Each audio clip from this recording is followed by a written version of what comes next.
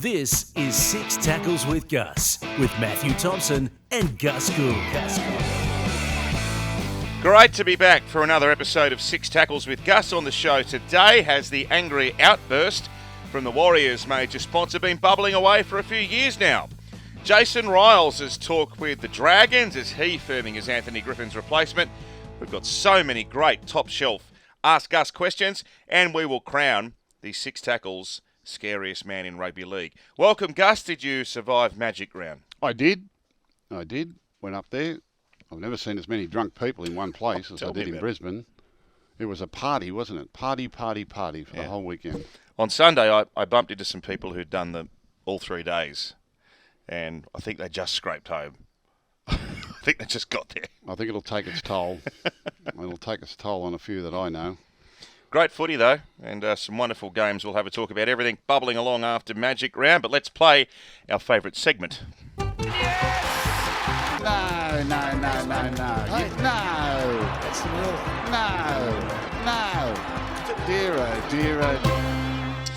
All right, Craig Bellamy will coach next year.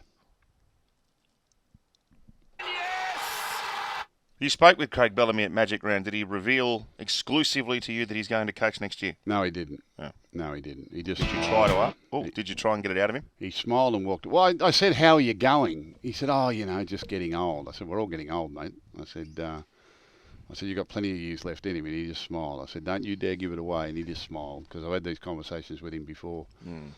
I said, "You've got another 10 years in you, mate. We've got to keep him going in some capacity. Probably not as a head coach. I mean, it's a pretty stressful job, and he takes, we see how he is on game day up in the box there.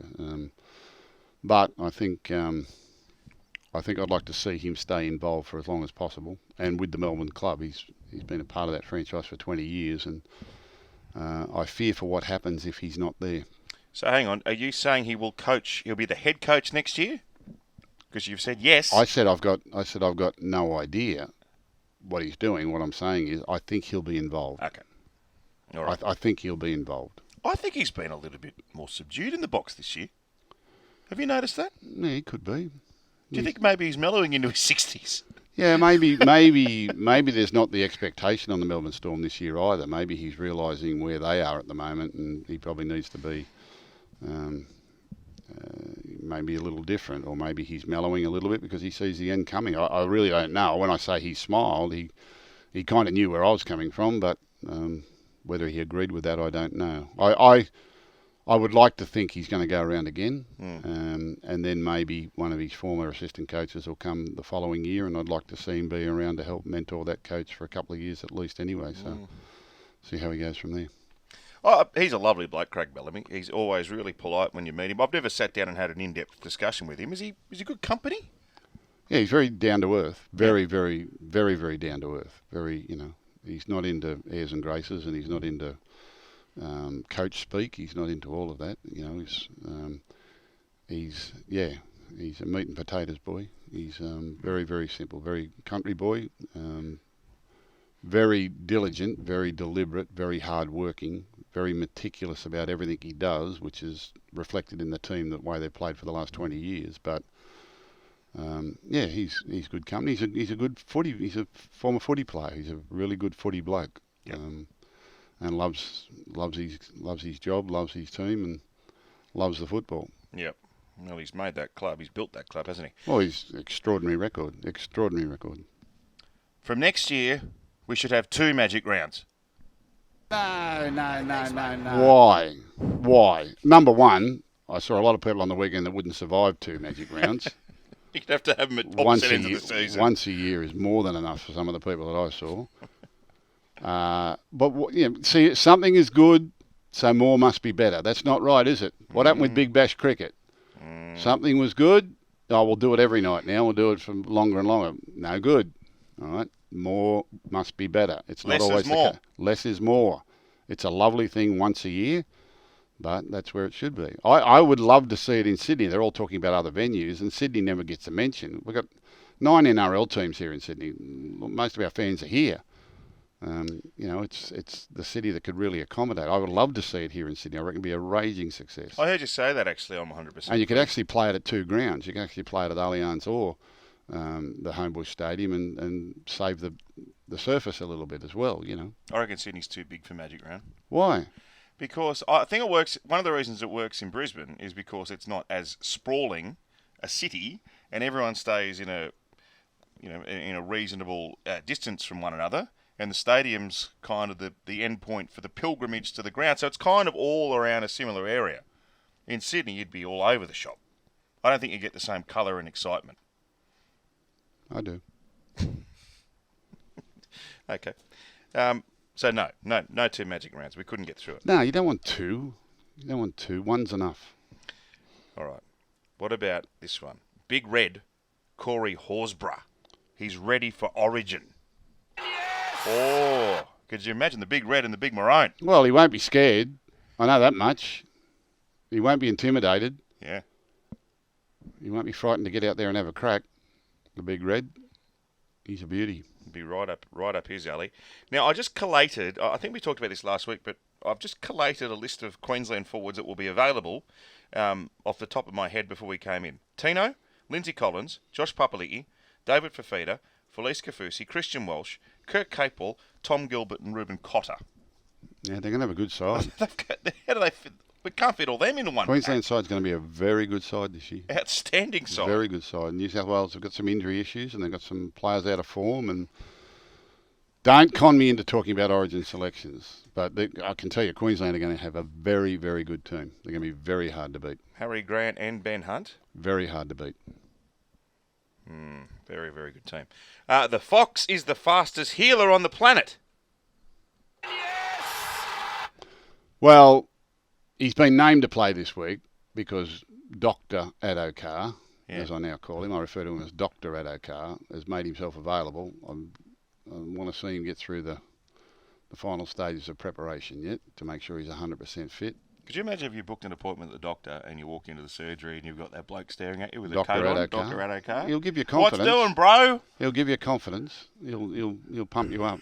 You give me a prescription. He said the day he got hurt, he said he'd be back in 4 weeks or whatever it was. He said, I'll be back. He said, I'm a freaky man. And he certainly did that. He trained on, what's today? Wednesday. He trained on Monday. And Run full tilt? Ran full tilt. He's in, mate. He ran faster than me.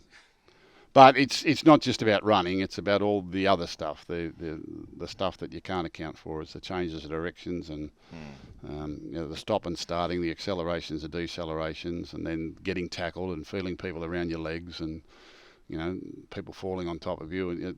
There's a lot of other stuff that goes on out there that you can't really train for or prepare you for. It's mental more than physical. So I think they'll put him through those mental examinations today, probably as we speak. They're at Belmore this afternoon, so I'll get to watch that. I'd like to see the Fox go through a mental examination.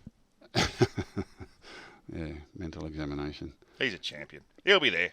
Yeah, Dr. Addo-Carr. He's been telling everyone how his preparation will be and how his recovery will be. Good on him. He must be so good to have around a club. He's brilliant. He's been absolutely brilliant. And his effect on the fan base has been incredible. Absolutely incredible.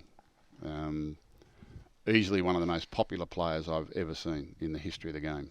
And his relationship with the fans and the players. And we went out and did a clinic at Greenacre Tigers, one of our junior league clubs. And the mobbing of the kid, the clinic, the clinic couldn't go ahead while ever he was out on the ground. Oh. Because the kids just raced away from their areas and there he is. My phone's going off. There he is. It's Addo-Carr. I'm in. So he's, it's phenomenal, the attention he draws and how much time he gives. Like, he doesn't say no to anything. He doesn't say no to anyone. Even, down in the main street of Belmore, every day where he goes down there and has his coffee, and he's in demand. I don't know how he does it. I really don't. Fox, get out there and get a hat-trick for the doggies. Last one. All 4 Queensland teams are going to finish in the top 8. No. I don't think all 4 can get there. So Broncos, I'm saying they're in. Yep. Now, you weren't riding off the Dolphins, but you thought it'd be harder as the season goes on. As the season goes on, they get better. Yeah, well, they certainly are. There are some teams that aren't coming up at the moment that I thought would have been competitors, so at least they're competitive.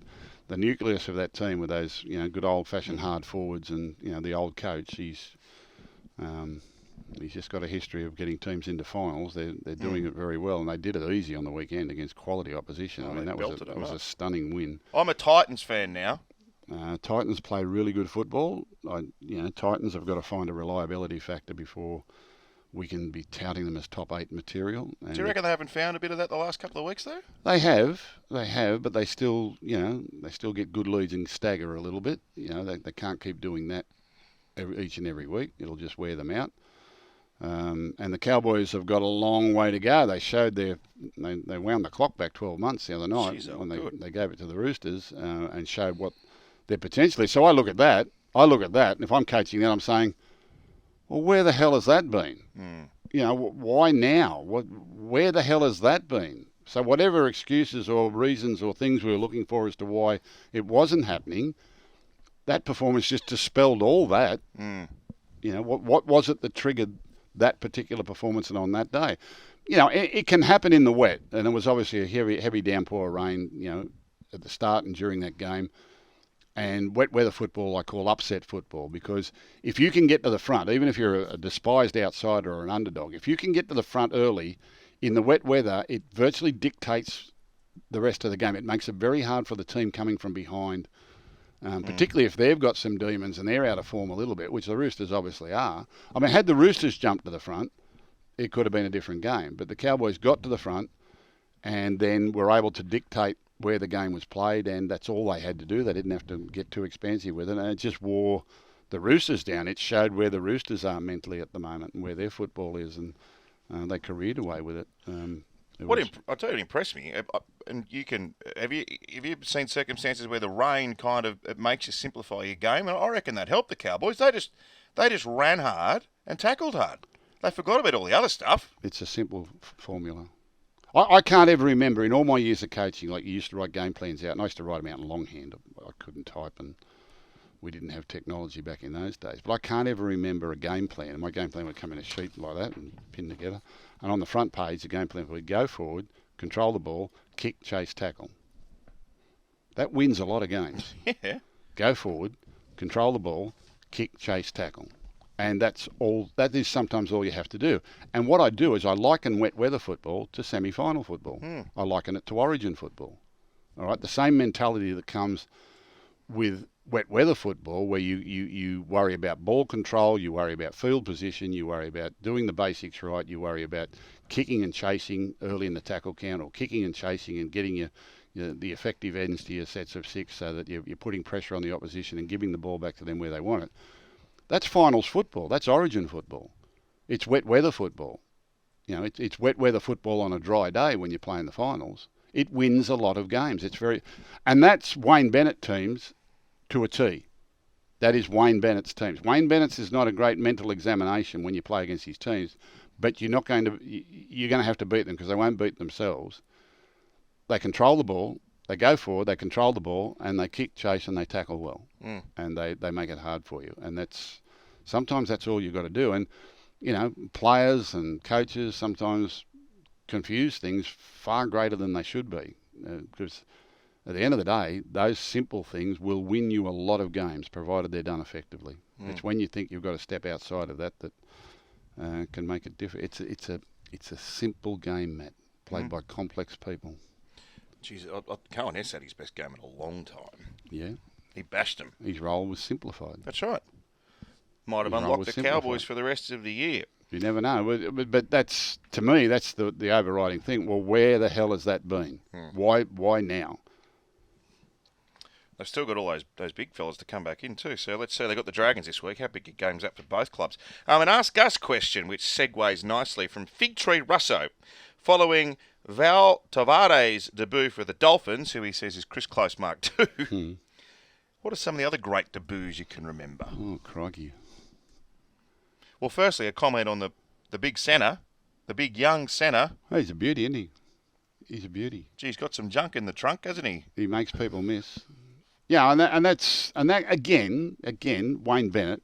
There are some coaches that look at that and I'll go, no, we've got to get him in the gym. We've got to get him fitter before we try him in first grade. Or they would start looking about the things he can't do. And there were some things in his game that weren't good either. He was, and he's had one game. He's had his whole life to get ready for that one. He's got 7 days to get ready for the next one. And coaches will start to work it out a little bit. And they'll start to attack his way and try to wear him down a little bit. But there are a lot of coaches that wouldn't have taken a punt on that.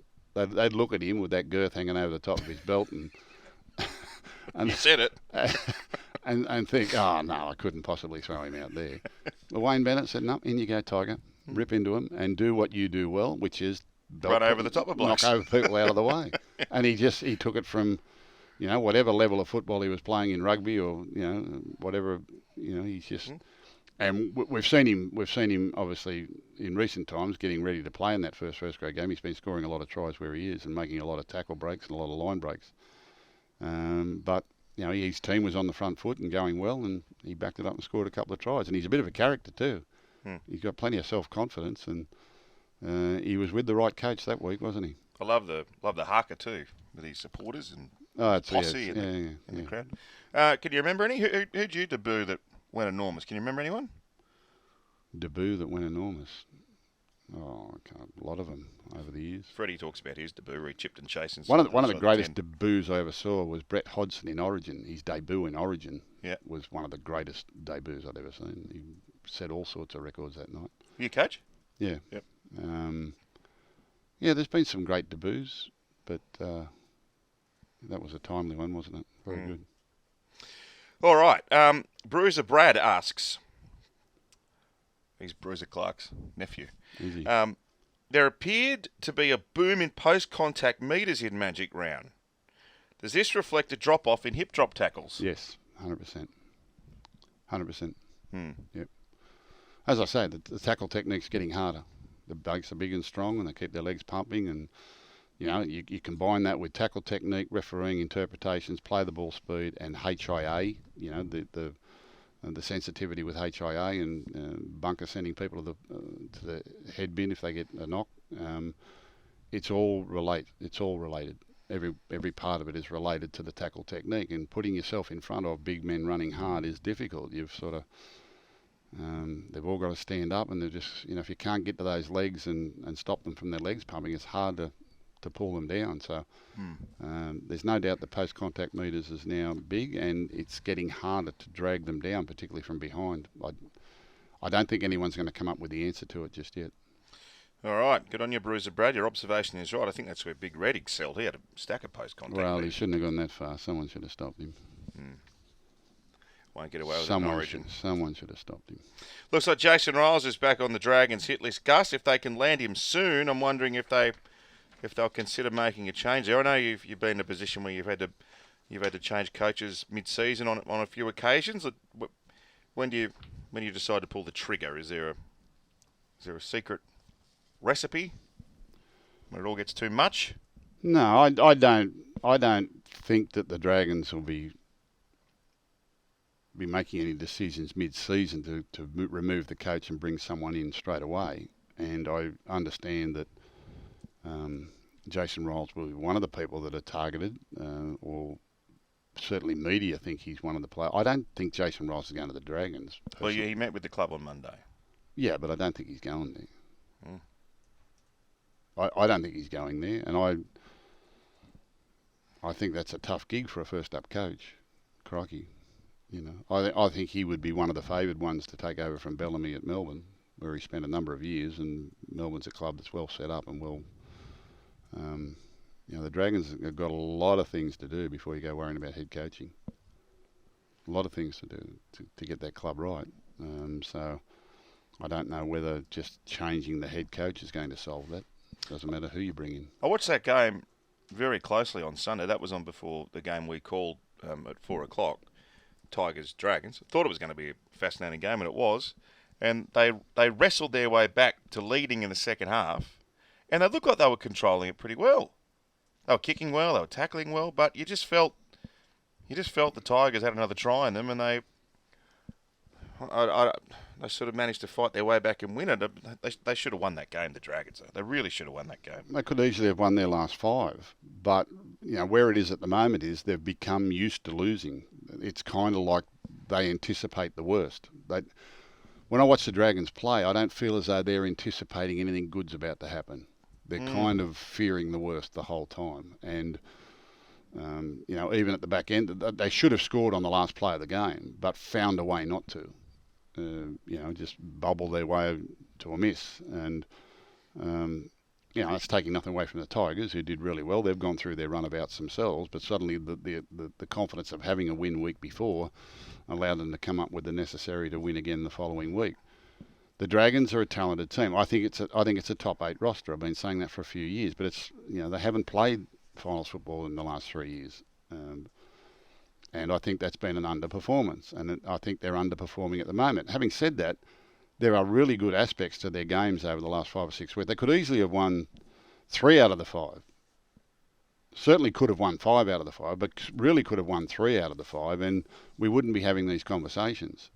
But to lose all 5 means that there is an issue with either the confidence levels or the leadership or the decision making under pressure. When your game is pressure tested, when your mentality is pressure tested, and it will be pressure tested in close finishes. And teams of that level, those teams down in the bottom 8 of the competition, are going to play in 12 or 15 games this year that are going to be in the balance with 15 minutes to go. That's just where we all are. When we all play each other, you're going to play in a heap of those. And it's how many you can win and how many, you can not lose or beat yourself with it at the back end that's going to determine the fate of your season as to whether or not you finish, 10th or you finish 17th. And that can be a confidence or leadership or aspect of that. And, the Dragons, for me, look like a team who don't expect anything good to happen. They're not forecasting, they're not expecting anything positive. And as a result, it's like a self-fulfilling prophecy. The negative happens. Here we go again. Here we go again. Here we go. That always happens to us. That always happens to us. How do you change that?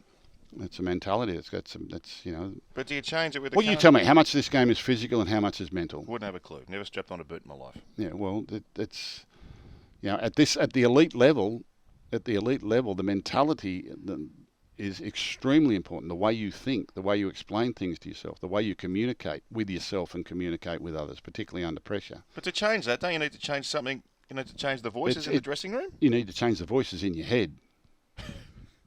That's what you need to change. This is the whole subject about attitude and attitude control and confidence and communication and what brings a team together, connectivity of your team, and it's to do with leadership and communication and relationships and attitude control and what we call above the line and below the line. Do we point the finger and blame others for our own misfortune, or do we take accountability for it and understand what we need to do to fix it? There is a whole science on this, and there is something that, most of the clubs, I'd say, well, all of them should have, people that are working very much on the mentality of the game, mentality of their players. And really that needs to come from a very young age. You need to start them off when you're in your Pathways program so that you're developing kids with that type of attitude when they come through. They come through as winners. They come through having won things. They have come through playing together, and they anticipate that. Losing is as much a habit as winning is. Winning can become a habit. Losing can become a habit. Some teams forget how to lose. They just find a way to win all the time. Other teams forget how to win. And the Dragons at the moment have forgotten how to win. And, whether they're asking the right questions or searching in the right areas, I don't know. But when I watch them from the outside looking in, sometimes the solutions look a lot easier than if you're on the inside and you're immersed in the issue and you're immersed in the problem and the daily grind of doing what you're doing and trying to get yourself out of it. Sometimes it needs someone from the outside to simplify all that for you and get rid of all the negativity and help you through with it. So does that mean a new coach? Well, that's what they're looking for, aren't they?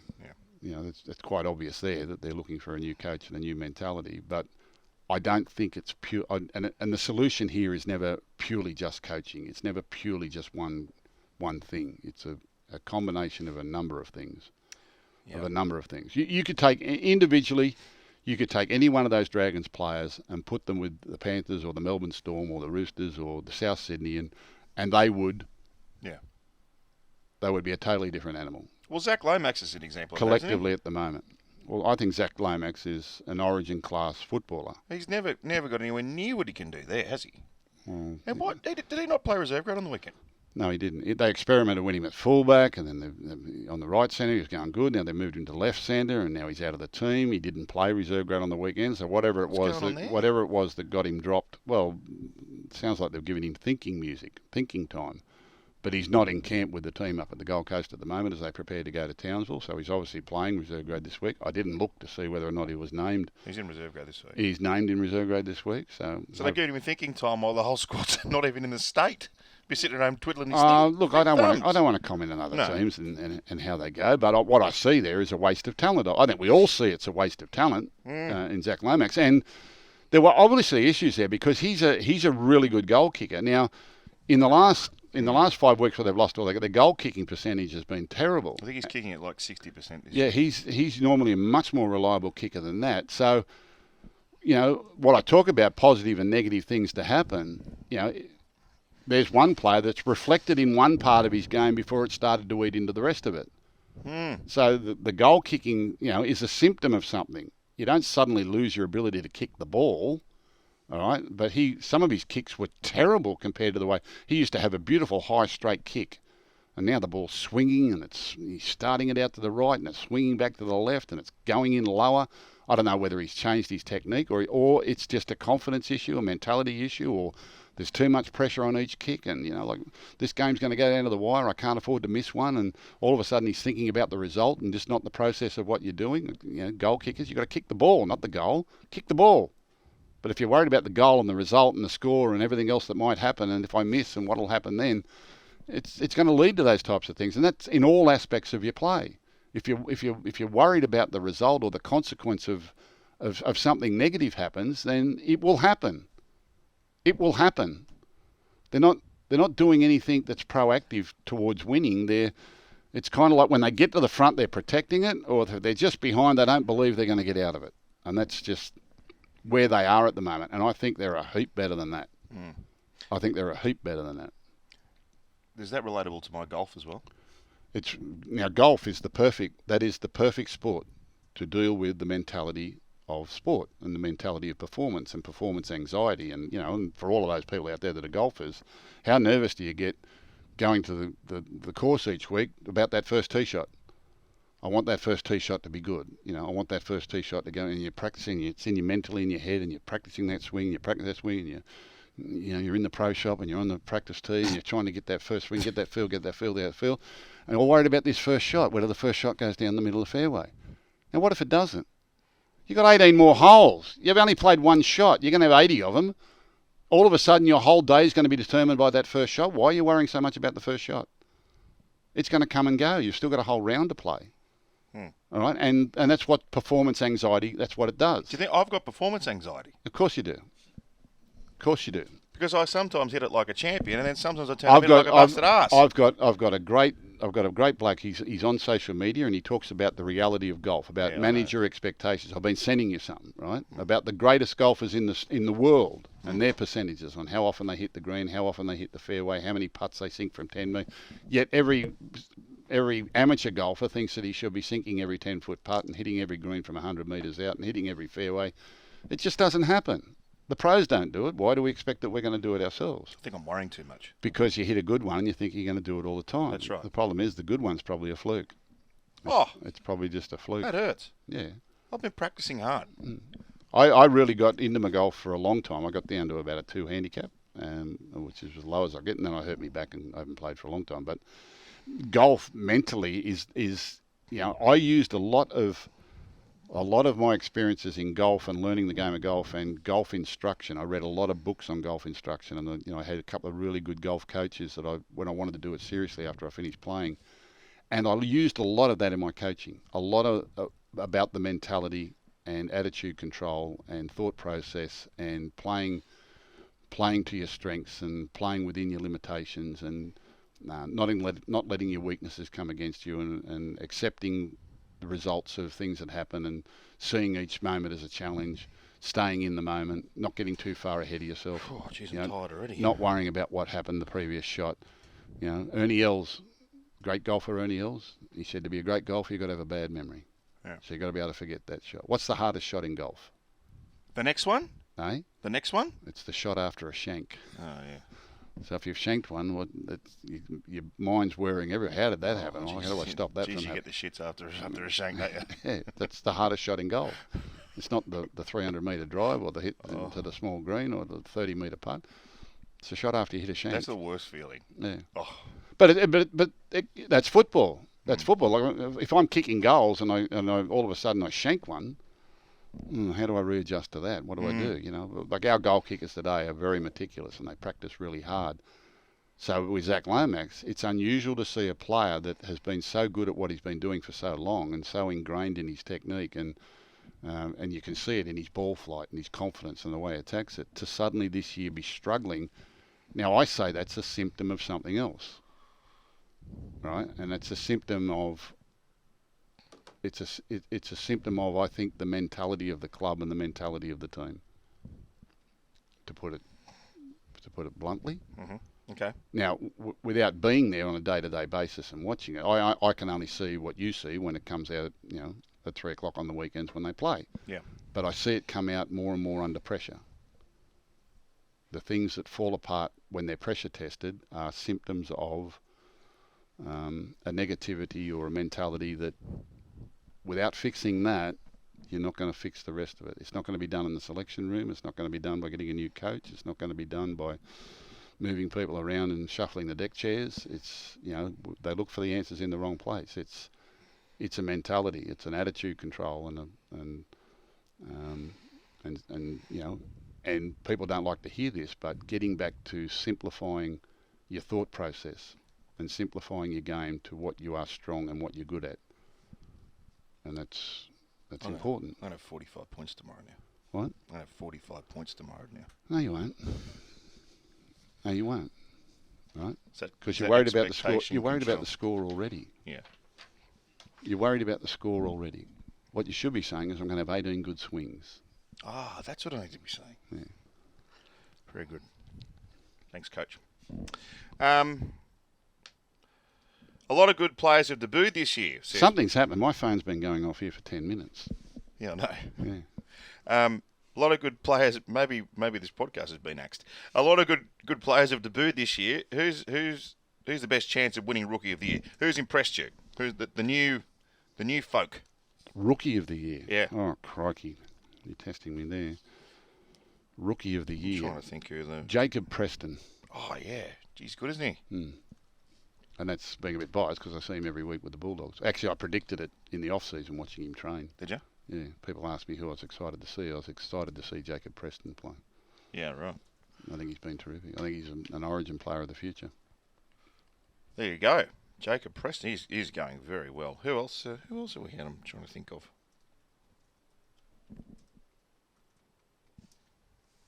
Can't think off the top of my head. Good question, Brad. Jacob Preston. Ryan Shaw wants to know if Cody Walker can win the Dally M. Well, he can, but he's in a team where there are a lot of stars. He's not going to get the major points every week that they win. He's certainly a talent. Honestly, if you're picking the representative teams on form, it'd be hard to leave him out. Wow. So you... Well, if you purely picked it on form, if you purely picked it on winning form at the moment... Well, Latrell's going to be left centre. Well, if you purely picked it on winning form at the moment, Latrell would be playing fullback. Cody Walker would be playing 5'8". If you wanted to pick it on winning form, and who's, you know, but that's not how we pick our rep teams. Could you mount a case for Walker being there in Origin 1? I'm not mounting a case for anyone.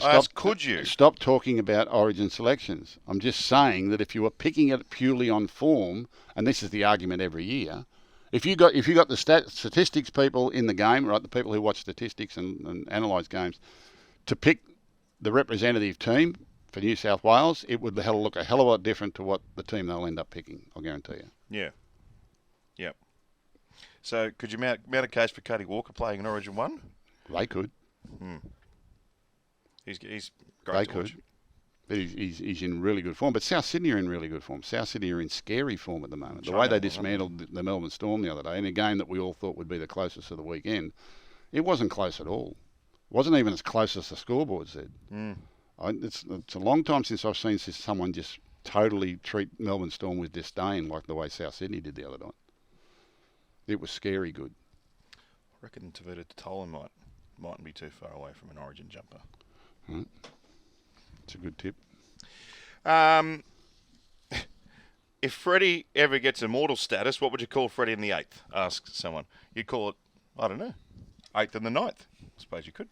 Although there's already a number 14 or something. Yeah. We could call it 8th and the 15th. Yeah. Six Tackles Trivia. Kieran Foran scored a double for the Titans at the weekend, becoming the third oldest Titans player to do so.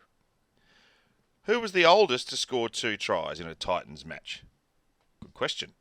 Kieran Foran got a double for the Titans on the weekend. He's the third oldest Titan to do so. Who's the oldest to get a double? That's Gus's question. Is that in the latest coming of the Titans or Gold Coast in history? I'm thinking it's the latest Titan. So Titan, not Seagull or Charger. Oh, the latest Titan. Yeah, okay. Yep. Six Tackles Trivia. So Kieran Foran with his doubles, the third oldest Titan to score 2 tries in a match for the club. Who's the oldest? The oldest to score 2 tries in the club. Gonna go. Preston Campbell? Geez, that's a good guess. That's what Oldest said. But no, it's not. Scott Prince? Nope. Mitch Rain? Mitch Rain? That's a left field one? No. Played for Australia. Played for Australia from the Gold Coast. Oh, I don't know if he played from the Gold Coast, but he played for Australia. In fact, he played 2 codes for Australia.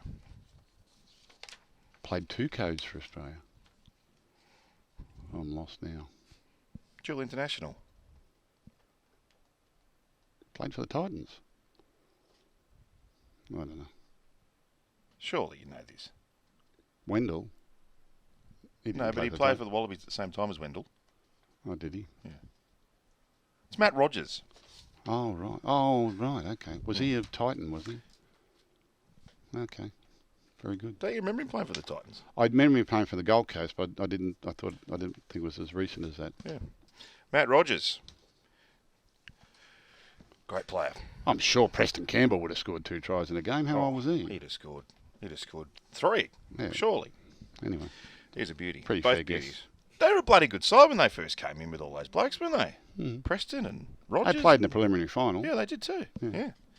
And they're going all right at the moment. They just got to learn to get it done. Well, you predicted it last week. We get to the grand final of the Scariest Man, Six Tackles Scariest Man in Rugby League. It was Gordon Tallis versus Ruben Wiki. The results, Gus, are on your page. I see that. Gordon Tallis, 59% defeated Ruben Wiki, 41%. Gordon Tallis has been voted as the Six Tackles with Gus scariest man in league. Probably the most ridiculous competition I've ever seen in my life. I don't know what the prize is. I don't know what Gordon wins. And I don't even know why we did it. Because it's fun. Gordy, well, you can't argue with the results, hey? Scary, he was scary, all right. Now, you were coaching the Blues when he threw Brett Hodgson over the sideline that night, weren't you? He could have thrown him onto Bondi Beach. He wasn't going to stand. He stopped because the sideline came up. I know. He could have taken him up the tunnel and down Parramatta Road. Mate, he picked him up 15 metres from the sideline. Yeah. What were you all thinking when he did that? Oh, no. Gordy's on. Well, I felt a little bit for Brett Hodgson. Oh, that was the biggest mismatch in size ever. Poor old Brett. He used to get the mad eyes, Gordy, didn't he? Yeah. Oh, look at that bulging out of his head. He just got him at the right angle at the right time, and he was a strong man. Very, very strong man. The Raging Bull. Congrats, Gordy. We will find something for you. Gus will bring something in maybe from the Bulldogs prize cabinet. Give him a Bulldogs jumper. He won't want anything from the Bulldogs prize cabinet. Give him a Bulldogs jumper. Yeah. All right, let's have a look at round 11. I reckon this is a cracking round. Some very difficult rounds to predict here. Now, we're doing this thanks to Bluebet, of course, and remember to ask yourself what you're really gambling with. For free and confidential support, visit gamblinghelponline.org.au. We kick it off Thursday night footy. Melbourne Storm versus Brisbane Broncos. The Storm, favourites at the moment at $1.72 against the Broncos at $2.10. You'll see all the action here, live and free on the home of Rugby League, Nine's Wild World of Sports from 7:30. Yeah, big game for the Broncos and big game for their coach, Kevin Walters. This is one, that everything's going good for them at the moment. They're in really good form. Their key players are playing really well, and, they've had a poor record against Melbourne Storm over the years. Melbourne Storm have kind of owned the Broncos for a long time, and, they've owned a lot of teams for a long time. But I think to go from Brisbane down to Melbourne and play them on their home ground and beat them would be the type of performance you'd be looking for right on the eve of Origin selections, and just to ram home what a great start to the season they've had and set you up with the mentality that you're going to need at the back end of the year, that you can beat anyone, anywhere, at any time. The key to building the team and the club that you want is to be able to beat the best teams on their best day, not beat them when they have an off day, or not beat the poorer teams, or is to beat the good teams on their home ground on their best day. So for Melbourne Storm to play as good as they can and go down there and still beat them, then you start thinking about, we can win a premiership. We can win a premiership. Weren't too many tipping Broncos to win a premiership at the start of the year. I gave them a sneaky chance because I said the competition winner is well hidden. But I think this one is one for the Broncos. They need to put this Storm thing behind them. And the mentality of that is to not give the Storm something they haven't got. And the Storm just haven't got it at the moment. And, Storm I see here are favourites, but that's on past record and home ground and a lot of other factors other than what's actually happening on the field at the moment between the try lines and the sidelines. There is nothing in the football that I've watched from the last few games with these sides that suggests to me that the Storm should beat the Broncos. Now, if the Storm do beat the Broncos, that's a problem for the Broncos. Okay. Yeah. So I'm saying it's a big test for the Broncos. I'm backing them in. I think the Broncos will go down there and win. Geez, you give Payne Haas a rap on Monday. Could be the greatest of all time. Could be the greatest front rower of all time. Wow. 23 years of age. It's quite extraordinary what he does. Who's the best front rower of all time at the moment? Glenn Lazarus was probably one of my favourites. Ian Roberts, I thought, was a very underrated front rower and a great athlete in his day when he was at his top. Glenn Lazarus sort of had the record for that. You go back to old timers, but the game was very different back then. James Fisher-Harris, I think, over the last couple of years has held the mantle as the best front rower in the game, but he's a very different sort of player to Payne Haas. But I think Payne Haas, potentially, if he continues on the trajectory he's on and he stays healthy, and there's a lot of things. I'm not saying he is the greatest of all time. I'm saying he can be the greatest of all time. I think he hasn't even come into his sweet spot yet. He's 23 years of age, for God's sake. It's crazy, isn't it? When do the front rowers, they don't. What's the general rule? They don't mature till they get after their mid-20s? Well, we say the sweet spot, for those sort of blokes is, anywhere between about 26, 27 to about 30, 31. Yeah, wow. Yeah, and by the time they get to 30, 31, they've worked out the shortcuts and they've worked out, they're and physically their body. I don't even think physically his body's fully developed yet. I think he's going to get bigger and stronger, and I know they're giving him a break in games. On the sideline through interchange, but he doesn't need it. He could play 80 minutes every week. He's phenomenal. I guess the test for him will be this Origin series coming up too, because he needs to take that sort of dominance that he's showing at the moment onto the big stage, onto the Origin arena. But to me, I think he's potentially might be the greatest front rower of all time. Might be. There you go. Yeah, Shane Webke's and Sibinasivas and those sort of blokes. I played with some really good ones back in the day, but Lazarus was a winner. What did he win? 5 or 6 premierships or something with different clubs. 3 different clubs. Yeah, so. Is he the only man to win a premiership with 3 different clubs? I don't know. I think so. Yeah.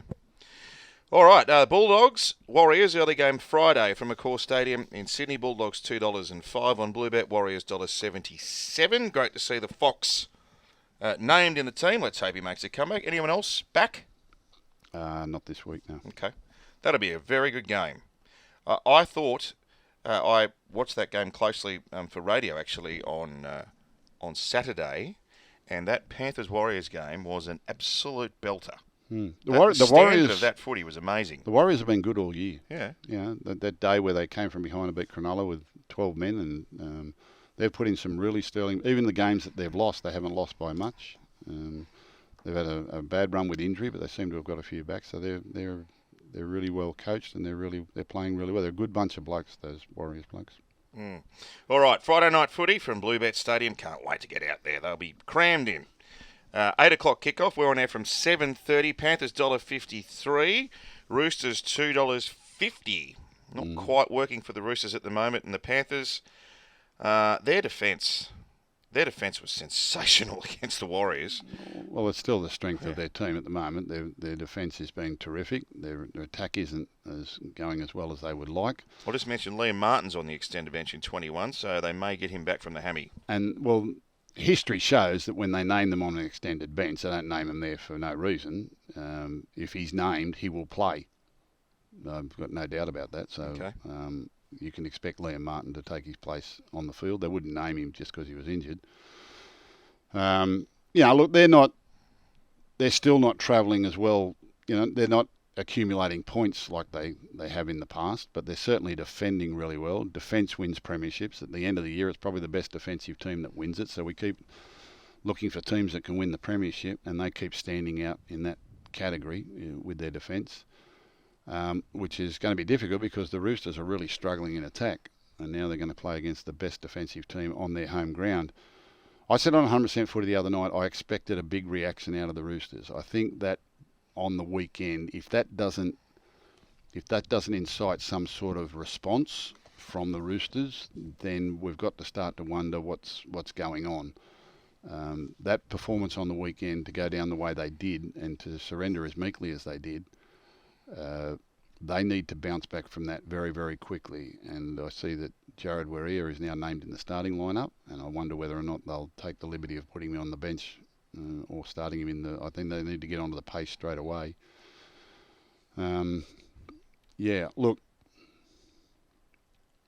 you'll go broke tipping against the defending premiers at home. They're very, very hard to beat anywhere, and they're hard to beat at home. I just don't know that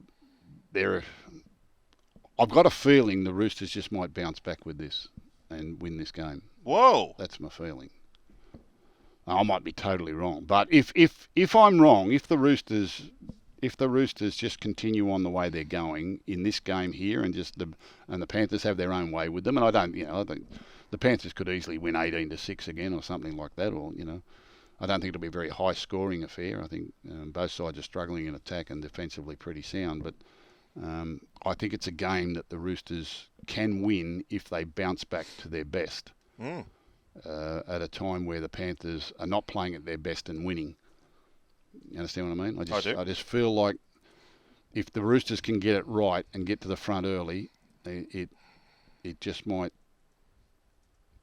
Yeah, Okay. Don't miss the first 20 minutes of this game. Oh, Do not miss the first 20 minutes of this game, because you are going to see a very emotional response from the Roosters to what's been happening with their form. I just feel it in me water.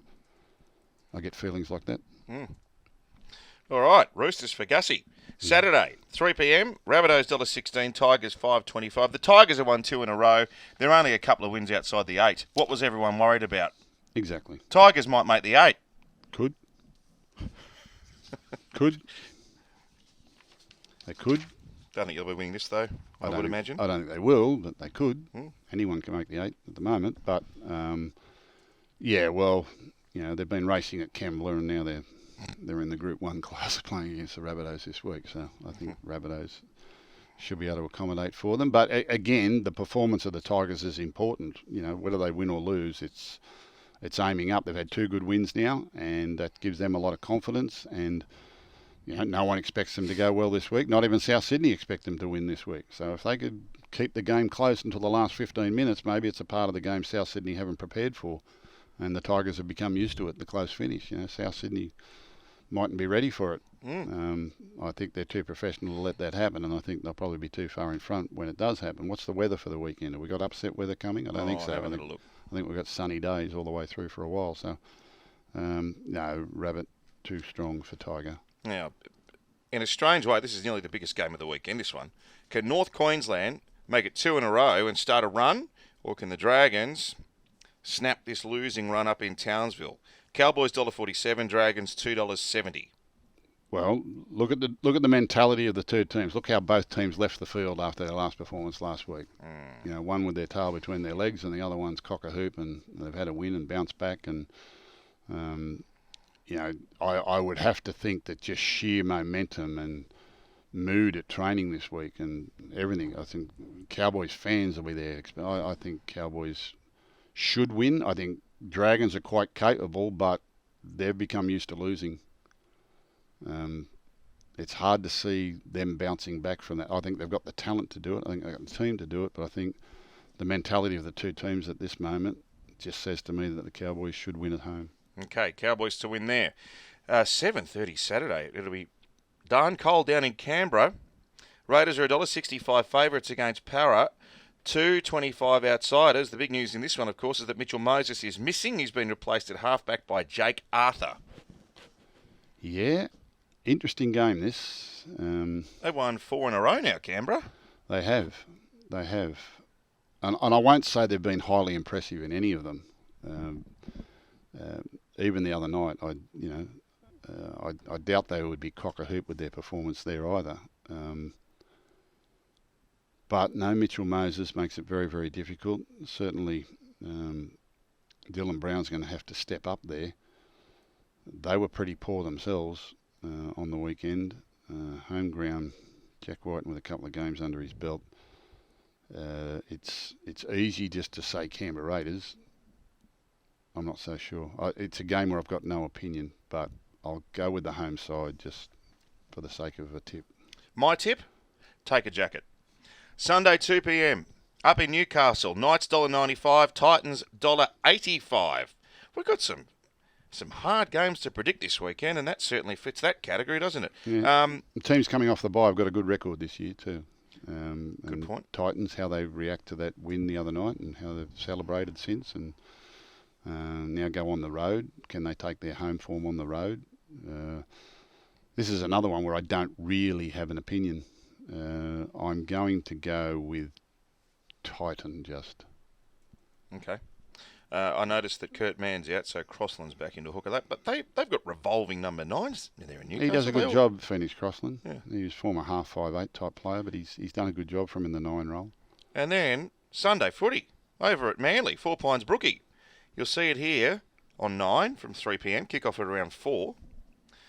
Manly Sharkies. This is my upset of the weekend. Well, where's the upset? This is my upset of the weekend. Manly $2.45, Sharks $1.55. Their defence was deplorable the other day, Cronulla.